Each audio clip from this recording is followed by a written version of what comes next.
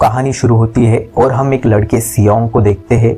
आज सियोंग की बेटी का जन्मदिन था, इसलिए सियोंग की माँ उसे उसकी बेटी को तोहफा देने के लिए कुछ पैसे देती है, मगर सियोंग को वो पैसे कम लगते हैं और वो अपनी माँ के जाने के बाद उनका क्रेडिट कार्ड चुरा लेता है और वो उनके खाते से सारे पैसे निकाल के उन पैसों का एक खेल पर लगा देता है, जिससे वो 40 मिलियन वॉन जीत जाता है। उसने कुछ लोगों से बहुत सारा कर्ज लिया हुआ था और उसने अभी तक वो कर्ज वापस नहीं किया था। वो लोग सियोंग से कर्ज वसूलने के लिए वहां पहुंच जाते हैं। सियोंग उन्हें देखते ही भागने लगता है। भागते भागते वो एक लड़की से टकरा जाता है। सियोंग जल्दी से उठ के वहां से भाग जाता है, मगर वो लोग उसे पकड़ लेते हैं और उसे मार के पैसे मांगते हैं। सियोंग उन्हें पैसे देने के लिए जब अपने जेब में हाथ डालता है तो वो देखता है कि पैसे वहाँ थे ही नहीं। उसे याद आता है कि वो उस लड़की से टकराया था, निश्चित ही उसी ने उसके पैसे चुराए होंगे। वो लोग सियोंग से कहते हैं, अगर तुमने अगले महीने तक पैसे नहीं दिए तो हम तुम्हें मार देंगे। वो उसी के खून से करार पर हस्ताक्षर करवा लेते हैं। इसके बाद सियोंग कुछ पैसों का इंतजाम करके अपनी बेटी के लिए तोहफा देता है और अपनी बेटी को खाना खिला के उसे माँ के पास छोड़ देता है, क्योंकि उन दोनों का तलाक हो चुका था और उसकी पूर्व पत्नी अब अपने दूसरे पति के साथ रहती थी। इसके बाद सियोंग स्टेशन पर बैठ के ट्रेन का इंतजार करने लगता है। तभी एक अज्ञात व्यक्ति उसके पास आके बैठता है। वो आदमी सियोंग से पूछता है कि क्या तुम मेरे साथ एक खेल खेलोगे। वो उसे पैसे दिखाता है और कहता है कि अगर तुम इस खेल को जीत गए तो मैं तुम्हें 1 लाख वॉन दूंगा। इतने ज्यादा पैसों का सुन के सियोंग खेल खेलने के लिए मान जाता है। वो सियोंग को बताता है कि हर दौर में हारने पर तुम्हें मार खानी होगी। सियोंग बहुत मार खाने के बाद वो खेल जीत ही जाता है और उसे 1 लाख वॉन मिल भी जाते हैं। इसके बाद वो आदमी सियोंग को एक कार्ड देकर कहता है कि अगर तुम ऐसे ही और भी पैसे जीतना चाहते हो तो इस नंबर पर कॉल करना। इसके बाद सियोंग अपने घर जाता है तो उसकी माँ उसे बताती है कि उसकी बेटी अपनी माँ और सौतेले पिता के साथ अगले साल हमेशा के लिए अमेरिका जा रही है। सियोंग अपनी बेटी से बहुत प्यार करता था और उसे अपनी बेटी की हिरासत वापस लेने के लिए बहुत सारे पैसों की जरूरत थी, इसलिए बहुत सोचने के बाद सियोंग उस नंबर पर कॉल कर देता है। इसके बाद उसे लेने एक गाड़ी आती है, उसमें और भी लोग थे। गाड़ी में बैठते ही उसे भी बेहोश कर दिया जाता है। जब उन सबको होश आता है तो खुद को एक बड़े से हॉल में पाते हैं जहाँ कुल 456 लोग थे और सियोंग का नंबर सबसे आखिरी वाला था। वो सब लोग यहाँ खिलाड़ी थे और उन सबको एक वर्दी भी पहनाई गई थी और पूरी सुविधा उन सब पर नजर रख रही थी और उस सुविधा का मेजबान फ्रंटमैन था। और यहाँ सब जितने भी लोग थे वो सब कर्ज में डूबे होने की वजह से यहाँ पर आए थे। सियोंग जाके खिलाड़ी नंबर 1 से मिलता है, जो कि एक बूढ़ा आदमी था। सियोंग उसे यहाँ आने की वजह पूछता है। वो उससे बताता है कि मुझे ब्रेन ट्यूमर है और मेरी ज़िंदगी तो वैसे ही ख़त्म होने वाली है, इसलिए मैं यहाँ पर आ गया। तभी वहाँ 2 खिलाड़ियों में झगड़ा होने लगता है, जिनमें लड़की का नाम साइब्योग और लड़का जैंग था। सियोंग साइब्योग को देख के पहचान जाता है कि यह वही है जिसने उसके पैसे चुराए थे। सियोंग उससे अपने पैसे मांगता है। तभी वहाँ गुलाबी सूट पहने कुछ गार्ड आ जाते हैं। वो उन्हें बताते हैं कि उन्हें यहाँ पर कुल 6 खेल खेलने होंगी। जो उन सभी खेलों का विजेता होगा उसे इनाम में बहुत सारा पैसा मिलेगा। इसके बाद उन सब से करार पर हस्ताक्षर करवाया जाता है और उन्हीं पहली खेल के लिए खेल हॉल में ले जाया जाता है। सियोंग वहाँ अपने बचपन के दोस्त सांगवू से मिलता है। सियोंग उसे यहाँ देखकर काफी हैरान होता है, क्योंकि सांगवू की माँ ने सियोंग को बताया था कि वो व्यापार यात्रा के लिए देश से बाहर गया है। अब उनकी पहली खेल शुरू हो जाती है। खेल का नियम ये था कि जब वो बड़ी सी उड़िया गाना गाएगी तो उन सबको आगे बढ़ना होगा और वो जैसे ही गाना बंद करेगी तो जो खिलाड़ी हिलता हुआ पाया गया उसे इस खेल से बाहर कर दिया जाएगा। उन्हें 5 मिनट का समय दिया गया था, जिस दौरान उन्हें फिनिश लाइन को पार करना होगा। खेल शुरू हो जाती है। गुड़िया के गाना गाते ही सब भागने लगते हैं। वो जैसे ही गाना बंद करती है तो एक खिलाड़ी हिल रहा था, इसलिए उसे गोली मार के बाहर कर दिया जाता है। मतलब उनके नियमों के मुताबिक बाहर का मतलब उन्हें मारना था। गुड़िया फिर से गाना गाती है। उन सबको लगता है कि ये सिर्फ मजाक है, मगर उस खिलाड़ी के मुंह से खून निकलता देख के पास खड़ा खिलाड़ी डर के भागने लगता है और उसे भी बाहर कर दिया जाता है। सब लोग बहुत ही ज्यादा डर जाते हैं और इधर उधर भागने लगते हैं और जो कोई भी अपनी जगह से हिल रहा था वो मारा जा रहा था। उन सबको समझ आ जाता है कि उन्हें ये खेल बहुत सावधानी से खेलनी होगी और वो सब धीरे धीरे आगे बढ़ने लगते हैं और काफ़ी सारे लोग उस दौर से बचते हुए फिनिश लाइन पार कर लेते हैं। गुड़िया का गाना ख़त्म करते ही सियोंग गिरने वाला था, मगर सही समय पर एक लड़का अली उसे पकड़ लेता है। गुड़िया के दोबारा शुरू करते ही सियोंग समय ख़त्म होने से पहले ही फिनिश लाइन पार कर लेता है। इसके बाद समय ख़त्म होते ही बाकी सभी खिलाड़ियों को इस खेल से बाहर कर दिया जाता है और उन सबकी लाशों को जला दिया जाता है। अब 456 खिलाड़ियों में से सिर्फ 201 खिलाड़ी रह गए थे। इस जानलेवा खेल को खेलने के बाद सबको पता चल गया था कि वो कितने बड़े खतरे में हैं और सब बहुत ही ज़्यादा डर चुके थे। इसलिए सभी खिलाड़ी गार्ड से विनती करते हैं कि उन्हें यहाँ से जाने दिया जाए, जिस पर गार्ड उन्हें करार के नियम बताता है। पहला एक कि किसी भी खिलाड़ी को खेल छोड़ने की इजाज़त नहीं, और दूसरा जो भी खिलाड़ी खेल खेलने से मना करेगा उसे बाहर कर दिया जाएगा। जिस पर सांगू उन्हें तीसरा नियम भी याद दिलाता है कि अगर खिलाड़ियों की बहुमत चाहे तो ये खेल खत्म हो सकता है। ये सुन के सीनियर गार्ड उन्हें मतदान करने का कहता है। अगर ज़्यादा मत उनके हुए जो खेल नहीं खेलना चाहते तो सभी के लिए यह खेल खत्म हो जाएगी, और अगर ज़्यादा मत खेल खेलने वालों के हुए तो खेल को जारी रखा जाएगा। कोई भी यहाँ से नहीं जा सकता। मतदान से पहले उन्हें इनाम की रकम दिखाई जाती है जो खिलाड़ियों के बाहर होने से बढ़ती रहेगी, और जो इस खेल का विजेता होगा ये सारी राशि उसे दी जाएगी, जो लगभग 45 बिलियन वॉन थे। और अगर वो लोग इस खेल को छोड़ देंगे तो ये सारी इनाम में राशि बाहर हुए खिलाड़ियों के परिवारों को दे दी जाएगी। इसके बाद मतदान शुरू होती है। जहाँ पर बहुत से लोग नहीं खेलना चाहते थे, वहीं पर इतने ज्यादा पैसों को देखकर कुछ लोगों में लालच आ गई थी और उनकी मतदान बिल्कुल बराबर थी। मगर खिलाड़ी नंबर 1 अपना आखिरी मत देके इस खेल को खत्म कर देता है, लेकिन गार्ड उनसे कहता है कि अगर वो लोग दोबारा इस खेल को खेलना चाहेंगे तो उन्हें फिर से मौका दिया जाएगा। इसके बाद उन सबको उनके घरों पर छोड़ दिया जाता है। अगले दिन सियोंग सीधा पुलिस स्टेशन में जाके उन्हें इस खेल के बारे में सब बताता है, मगर वो लोग उसकी बात को मजाक समझते हैं। तो सियोंग उन्हें वो कार्ड देता है, मगर हैरानी की बात ये कि वो नंबर गायब था। सियोंग के जाने के बाद पुलिस अधिकारी वांग भी उस कार्ड को देखता है, मगर वो ज़्यादा ध्यान नहीं देता। सियोंग घर जाता है तो वहाँ उसकी माँ मौजूद नहीं थी। इधर सांगू छुप के अपनी माँ को देख रहा था। सियोंग भी वहाँ आ जाता है। सांगू उसे बताता है कि मेरे ऊपर 6 बिलियन वॉन का कर्ज है। मैंने अपना सारा मुनाफा शेयर बाजार में डाल दिया था, मगर दुर्भाग्य से वो सारा डूब गया। तभी सियोंग को कॉल आती है कि उसकी माँ अस्पताल में है। डॉक्टर सियोंग को बताता है कि उसकी माँ को मधुमेह है और इलाज ना होने से उनकी बीमारी काफ़ी बढ़ गई है। उनका इलाज तो हो सकता है, मगर इसके लिए काफ़ी सारे पैसों की ज़रूरत होगी।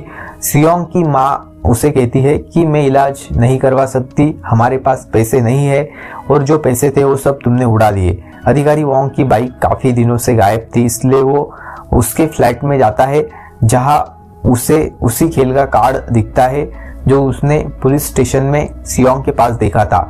साइबो की माँ उत्तर कोरिया रहती थी और उसका भाई हर वक्त अपनी माँ से मिलने की जिद करता था। साइबो की अपनी माँ को उत्तर कोरिया से दक्षिण कोरिया लाने के लिए काफ़ी ज़्यादा पैसे की ज़रूरत थी। अली अपने मालिक से पैसे मांगता है, मगर उसका मालिक उसे मना कर देता है। इसी वजह से उन दोनों में झगड़ा शुरू हो जाता है। इस बीच उसके मालिक का हाथ एक मशीन में आ जाता है और अली मौके का फ़ायदा उठा के उसके पैसे चुरा के वहाँ से भाग जाता है, और वो पैसे अपनी पत्नी को देके उसे पाकिस्तान वापस जाने का कहता है।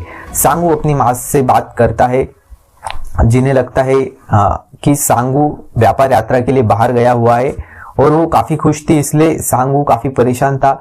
इसी बीच उसका दरवाज़ा खटखटाया गया जाता है। वो जाके देखता है तो वहाँ पर उसी खेल का कार्ड था। इधर सियोंग अपनी माँ के इलाज के लिए अपनी पूर्व पत्नी से पैसे मांगता है, मगर वो उसे पैसे देने से मना कर देती है। सियोंग के जाने के बाद उसकी पूर्व पत्नी अपने पति को बताती है कि सियोंग पैसे मांगने के लिए आया था। उसका पति जाकर सियोंग को कुछ पैसे देता है और उसे अपने परिवार से दूर रहने का कहता है, जो सुन के सियोंग को गुस्सा आ जाता है और वो उसके पैसे उसके मुंह पर मार के चला जाता है। उसे अपने घर के बाहर वांग मिलता है, जो उससे उस खेल के बारे में पूछता है। तो सियोंग को उसकी मदद करने को कहता है, क्योंकि उसका भाई काफ़ी दिनों से गायब था और उसके घर से भी वही कार्ड मिला था, मगर सियोंग उसे कुछ नहीं बताता। घर जाने पर उसे अपने दरवाजे पर वही कार्ड मिलता है। अब सियोंग तय करता है कि वो फिर से उस खेल में खेलेगा। इसके बाद गाड़ियां आकर सभी खिलाड़ियों को अपने साथ ले जाती है और वांग उनकी गाड़ियों का पीछा करने लगता है। सब गाड़ियों को जहाज पर ले जाया जाता है। वांग भी जल्दी से एक कार के नीचे छुप के जहाज पर पहुंच जाता है। जब गार्ड सभी खिलाड़ियों को जांच रहे थे तो वांग एक गार्ड को पकड़ के उसे मार देता है और उसकी वर्दी पहन लेता है। सभी गार्ड्स के जाने के बाद वो उसकी लाश को पानी में फेंक देता है। इसके बाद सभी खिलाड़ियों को एक द्वीप पर लाया जाता है। 201 में से 187 खिलाड़ी वापस आए थे। यहाँ पर अब सब अपनी अपनी एक टीम बना लेते हैं और सब सोचने लगते हैं कि अगला खेल कौन सा होगा। रात को साइबो और मिन्नू के साथ वॉशरूम जाती है। साइबो वॉशरूम में वेंटिलेशन में जाती है, जहां से नीचे वो देखती है कि गार्ड बड़े बड़े बर्तनों में कुछ पका रहे थे। गार्ड को उन पर शक होने लगता है क्योंकि वो दोनों काफी देर से अंदर थी, इसलिए वो अंदर आ जाता है, मगर साइबियो तब तक नीचे आ गई थी। इसके बाद साइबियो मिंजू को बताती है कि वो लोग बड़े बड़े से बर्तनों में शायद चीनी पिघला रहे थे। सियो ने भी उसकी ये बात सुन ली थी। सुबह उन्हें दूसरी खेल के लिए खेल हॉल में लाया जाता है, जहाँ पर उन सबको 4 आकृतियों में से एक आकृति चुननी थी। सियोंग को पता चल जाता है कि कौन सी खेल है। ये खेल उसने बचपन में काफी बार खेली थी, जिसमें चीनी को पिघला के उसके सख्त करके उस पर अलग अलग आकृतियां बनाई जाती है और उन्हें उस आकृति को बिना तोड़े बाहर निकालना होता है। मगर सांगू उन्हें कुछ नहीं बताता और खुद सबसे आसान आकृति चुन लेता है। इसके बाद खेल शुरू हो जाती है। सियोंग काफी घबरा जाता है क्योंकि उसकी आकृति काफी मुश्किल थी। उनके पास 10 मिनट का समय था। कुछ लोग आकृति निकाल रहे थे और कुछ लोग आकृति टूटने की वजह से मारे जा रहे थे। समय खत्म होने से पहले सियोंग आकृति को बाहर निकाल लेता है। इसके बाद सभी हारे हुए खिलाड़ियों को बाहर कर दिया जाता है और सब 187 में से 108 खिलाड़ी वापस आए थे और इनामी राशि और बढ़ गई थी। इसके बाद उन सबको खाना दिया जाता है, मगर जैंग की टीम ने 2 बार खाना ले लिया था, इसलिए खिलाड़ी जैंग की लड़ाई हो जाती है। जैंग उसे इतना मारता है कि वो खिलाड़ी मर जाता है। इसके बाद हम एक डॉक्टर को देखते हैं। वो भी खिलाड़ी था, मगर वो डॉक्टर गार्ड्स के साथ मिलकर मरे हुए खिलाड़ियों की चीर फाड़ करके उनके अंग चीन में बेचने का काम करता था और वो लोग ये काम फ्रंटमैन से छुप के करते थे। वो लाशों को जलाने का बहाना करके उन्हें गायब कर देते थे और फ्रंटमैन को पता ना लगे, इसलिए उनमें से ही एक गार्ड कंट्रोल रूम में बैठ के उनकी सारी वीडियो फुटेज मिटा देता था। गार्ड को डॉक्टर की जरूरत थी, इसलिए वो उसे पहले ही खेल के बारे में बता देते थे ताकि वो बच सके। गार्ड डॉक्टर को बताता है कि आज उन्होंने जानबूझकर खिलाड़ियों को खाना कम दिया ताकि वो आपस में लड़े, जिससे सभी कमजोर खिलाड़ी खेल से बाहर हो जाएंगे। साथ ही गार्ड डॉक्टर को अगले खेल के बारे में बताता है। इधर सियोंग को शक था कि लाइट्स बंद होते ही जैंग और उसकी टीम जरूर कुछ गड़बड़ करेगी, इसीलिए वो अपनी टीम को जगे रहने का बोलता है। डॉक्टर जिंदा रहने के लिए जैंग की टीम में शामिल होता है और वो साथ जैंग को ये बताता है कि मुझे पता है कि अगला खेल कौन सा है। लाइट्स जैसे ही बंद होती है, जैंग सबको मारना शुरू कर देता है। सियोंग, सांगू और अली काफी बहादुरी से उनका मुकाबला करते हैं, मगर उन्हें वो बूढ़ा आदमी कहीं नजर नहीं आता। जैंग साइबियो को मारने वाला था, मगर सियोंग उसे बचाता है। जैंग की टीम उनके सामने उन्हें मारने के लिए बिल्कुल तैयार थी, तभी वो बूढ़ा आदमी उन्हें ये सब रोकने का कहता है। वो काफी डरा हुआ था। फ्रंटमैन गार्ड्स को उन्हें रोकने का आदेश देता है। फिर अगले दिन उन्हें तीसरे खेल के लिए ले जाया जाता है। सबको 10-10 खिलाड़ियों की टीम बनानी थी। सभी अपनी टीम बनाने लगते क्योंकि जैंग को इस खेल के बारे में पहले से ही पता था, इसलिए वो अपनी टीम में सभी मर्दों को रखता है और अपनी ही टीम की लड़की मिन्नू को टीम में लेने से मना कर देता है। सियोंग की टीम में 9 लोग थे, वो मिंजू को अपनी टीम में ले लेते हैं। इसके बाद उन्हें खेल क्षेत्र में ले जाया जाता है। तीसरी खेल थी रस्साकशी, जिसमें उन्हें रस्सी खींच के अपने प्रतिद्वंदी को नीचे गिराना था। पहली बार जैंग और दूसरी टीम की थी। जैंग की टीम बहुत आसानी से उस खेल को जीत लेती है। अब सियोंग की टीम की बारी थी। उनकी टीम में लड़कियां भी थी, इसलिए वो बहुत घबरा रहे थे। तब बूढ़ा आदमी उन्हें बताता है कि उसने रस्साकशी बहुत खेली है। वो उन सबको मार्गदर्शन करता है। सबसे पहले टीम के लिए नेता बहुत अहम है, जिसमें खेल जीतने का जुनून हो। एक खिलाड़ी दाईं तरफ खड़ा हो और दूसरा बाईं तरफ। खेल शुरू होते ही अपने सिर को झुका के रस्सी को जोर से 10 सेकंड के लिए खींच के रखना। जब सामने वाली टीम सोच में पड़ जाए कि वो हिल क्यों नहीं रही तो फौरन रस्सी को खींचने लगना। दूसरी टीम को कमजोर करने के लिए 2 कदम आगे आना होगा, जिसके साथ ही उन्हें रस्सी को मजबूती से खींचना है और इस तरह वो इस खेल को जीत जाते हैं। अब 40 खिलाड़ी रह चुके थे। इधर गार्ड्स और डॉक्टर लाशों के अंग निकाल के उन्हें पहुंचाने वाले थे और ये काम गार्ड नंबर 28 और 29 को करना था। और गार्ड नंबर 29 वही अधिकारी वांग था। वो लोग यहाँ पर किसी ऐसी लाश की बात कर रहे थे जिसमें एक किडनी थी और वो उससे ज़ॉम्बी बोल रहे थे। जिसके बाद 28 और 29 को पहुंचाने के लिए भेज दिया जाता है। वो वांग सुरंग में बम देखता है और वो नंबर 28 से इसके बारे में पूछता है। वो उसे बताता है कि हमारे यहाँ से जाने के बाद ये जगह को उड़ा दिया जाएगा। वांग उससे और भी जानकारी लेने की कोशिश करता है, इसलिए नंबर 28 को उस पर शक होता है। तो वांग अपना मास्क उतार के उस पर बंदूक तान के उसे उसका मास्क उतारने का कहता है। वांग उसे उस ज़ॉम्बी लाश के बारे में बताता है कि उन्होंने जिसे मारा, जिसकी एक किडनी थी, वो मेरा भाई था और उसकी दूसरी किडनी मेरे अंदर है। जिस पर नंबर 28 उसे बताता है कि वो तो एक लड़की थी। वो उसे कहता है कि नेता के कमरे में सभी लोगों का डेटा मौजूद है, तुम वहां जाके देख सकते हो। ये जानने के बाद वांग नंबर 28 को मार देता है। इधर डॉक्टर गार्ड से अगली टीम के बारे में पूछता है, मगर उन्हें अभी खुद भी नहीं पता था कि अगला खेल कौन सा है। डॉक्टर को गुस्सा आ जाता है और वो एक गार्ड को मार के वहां से भागने लगता है। भागते भागते वो खेल क्षेत्र में आ जाता है। गार्ड भी उसके पीछे पीछे आके उसे समझाता है और वो डॉक्टर को अपनी बातों में फंसा के उसे मारने वाला था। तभी फ्रंटमैन आके उस गार्ड को मार देता है क्योंकि उसने खिलाड़ी के साथ गलत करके कानून तोड़ा था। इसके बाद वो लोग डॉक्टर को भी मार देते हैं। साथ ही फ्रंटमैन को नंबर 28 की लाश भी दिख जाती है, जिससे उसे पता चल जाता है कि कोई घुसपैठिया यहाँ आ गया है और वो उसे ढूंढने का आदेश देता है। वांग फ्रंटमैन के कमरे में जाके वहां मौजूद रिकॉर्ड्स जांचने लगता है, जहां उसे एक विजेता सूची में अपने भाई का नाम भी दिखता है। यहाँ सभी खिलाड़ियों को चौथी खेल के लिए लाया जाता है। एक खेल 2-2 खिलाड़ियों के बीच खेली जानी थी। वो सब अपना अपना साथी ढूंढने लगते हैं, मगर मिंजू को कोई भी अपने टीम में नहीं लेता और गार्ड्स मिंजू को उठा के ले जाते हैं। इसके बाद उन सबको 10-10 गोलियां दी जाती है और खेल ये था कि दिए गए गोलियों से उन्हें अपने साथी के साथ कोई भी खेल खेलना था और जो अपने साथी की सारी गोटियां जीत जाएगा वो विजेता होगा। जबकि दूसरा बाहर सांगू अली के साथ विषम और सम खेलता है, जिसमें उन्हें अंदाजा लगाना था कि उनके हाथ में विषम नंबर है या सम। अली सांगू से सारी गोलियां जीत जाता है। अब बस वो सांगू के पास एक ही गोली रह गया था। सांगू को पता था कि अगर अब वो मर जाएगा, इसलिए वो अली से कहता है कि हम देखेंगे कि अगर किसी टीम में कोई भी विजेता ना हुआ तो हम उसके साथ खेलेंगे, ऐसे हम दोनों बच जाएंगे।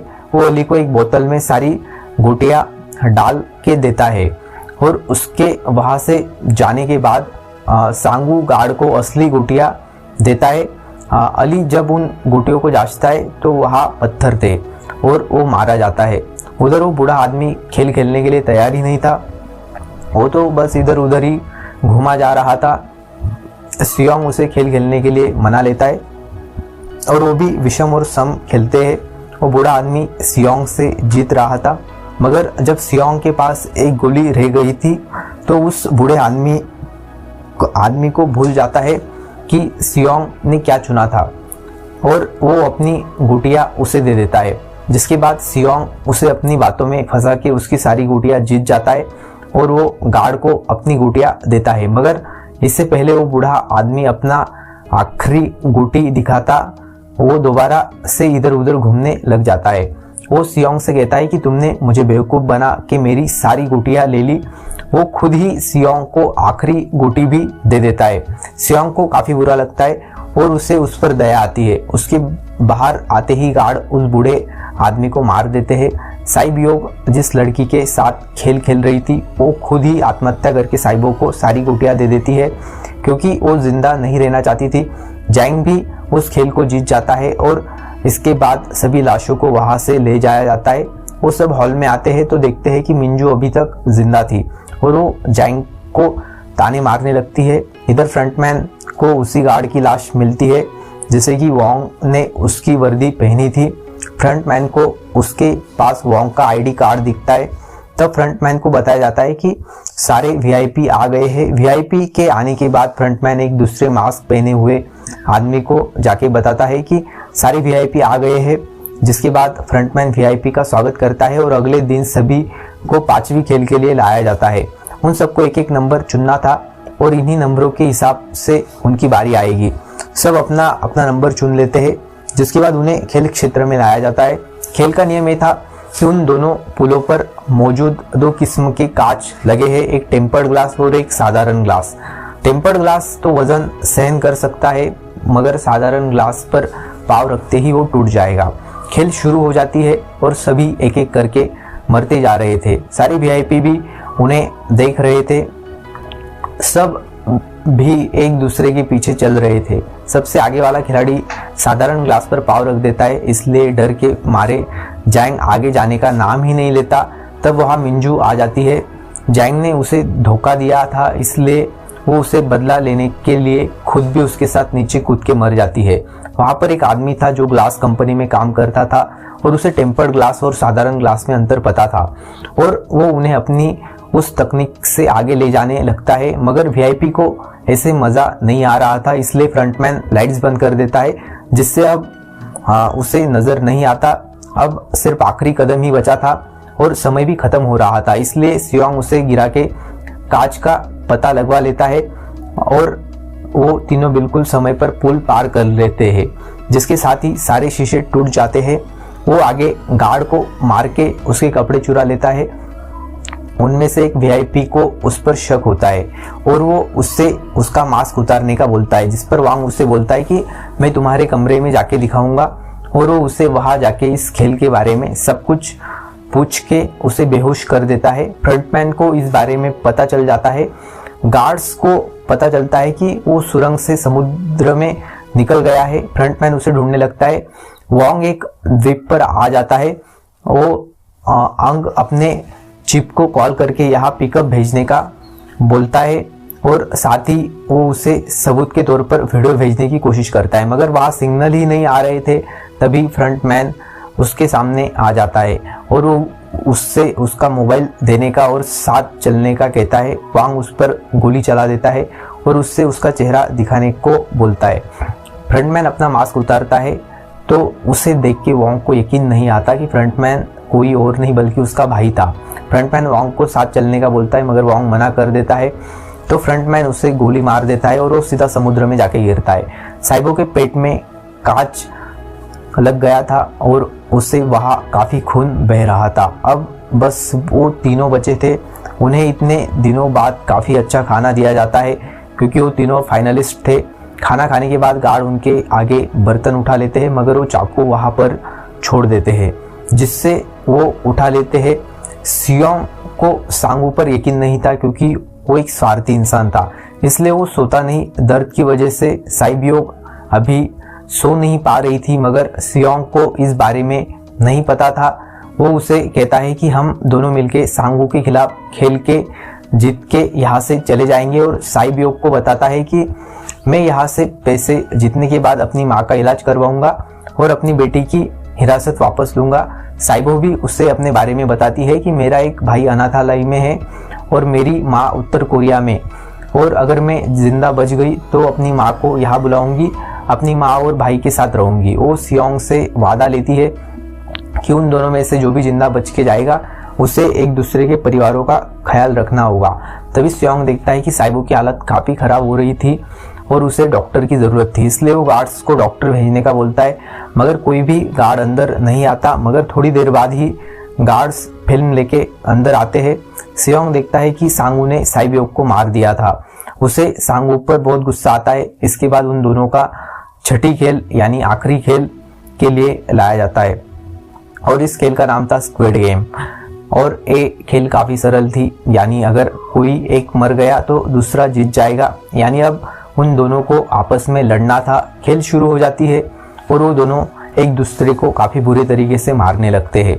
सियोंग साइबो की मौत का सारा गुस्सा उस पर निकाल रहा था, और इसलिए सांगू की हालत काफ़ी ख़राब हो जाती है। सियोंग उसे मार के जीत सकता था मगर वो रुक जाता है और गार्ड से कहता है कि हमें ये खेल नहीं खेलना। वो उसे करार का तीसरा नियम याद दिलाता है कि अगर बहुमत चाहे तो खेल खत्म हो सकता है, लेकिन इतने में सांगू खुद को ही मार लेता है और सियोंग ये खेल जीत जाता है। इसके बाद फ्रंटमैन सियोंग को खेल जीतने पर बधाई देता है और उसे उसके घर पर छोड़ दिया जाता है और उन्होंने सियोंग को एक एटीएम कार्ड भी दिया था। सियोंग उस कार्ड को जांचता है तो उसमें पूरे 45 बिलियन वॉन थे। इसके बाद सियोंग अपने घर जाता है मगर तब तक उसकी माँ मर चुकी थी। इस बात को अब 1 साल बीत जाता है। सियोंग की हालत काफ़ी खराब और बुरी बन चुकी थी और उसने अब तक उन पैसों में से 1 रुपया भी खर्च नहीं किया था। एक दिन एक औरत फूल बेचते हुए सियोंग के पास आती है और उसे वही कार्ड देती है जिसमें एक पता लिखा हुआ था। सियोंग उस पते पर पहुंचता है, काफ़ी झटका लगता है। वो बूढ़ा आदमी जिंदा था और ये सारा कार्य यानी उस खेल का मास्टरमाइंड यही था। तो सियोंग को बताता है कि मैं अपनी ज़िंदगी से ऊब चुका था, इसलिए मैंने अपने ग्राहकों के साथ मिलकर कुछ योजना की। मज़ा लेने के लिए हम और क्या क्या कर सकते हैं। और तब हमने इस खेल के बारे में सोचा और हाँ, मैंने किसी को खेल खेलने के लिए मजबूर नहीं किया। जब सब अपनी मर्जी से आए थे, सियोंग उससे पूछता है कि तुमने खुद क्यों खेल में भाग लिया। वो उसे बताता है कि खेल देखने से ज़्यादा मज़ा खेलने में है और इसी कारण से वो बूढ़ा आदमी उनके साथ खेल खेल रहा था। बूढ़ा आदमी मर जाता है। इसके बाद सियोंग साइबो के भाई को अनाथालय से लेके सांगू की माँ के पास चला जाता है और उन्हें उसका ख्याल रखने का बोलता है। साथ ही वो उन्हें एक बैग देता है जिसमें बहुत सारे पैसे थे। इसके बाद सियोंग स्टेशन पर जाता है जहाँ उसे फिर से वही आदमी दिखता है जो अब किसी और के साथ खेल खेल रहा था। सियोंग जल्दी से उसके पीछे भागता है मगर तब तक वो वहां से जा चुका था। सियोंग उस आदमी से वो कार्ड छीन लेता है क्योंकि वो उसे उस खेल से बचाना चाहता था। इसके बाद सियोंग अपनी बेटी से मिलने अमेरिका जाने वाला था मगर वो रुक के उस कार्ड वाले नंबर पर कॉल करता है। वो लोग खेल में हिस्सा लेने के लिए उसका नाम पूछते हैं। सियोंग अपना नाम बताता है और पूछता है कि आखिर तुम लोग कौन हो और इस तरह लोगों को कैसे मार सकते हो। मैं तुम्हारे किए पर तुम्हें माफ नहीं कर सकता। जिस पर वो आगे से बोलता है कि खिलाड़ी नंबर 456, अगर तुम जिंदा रहना चाहते हो तो जल्दी से हवाई जहाज में चढ़ जाओ।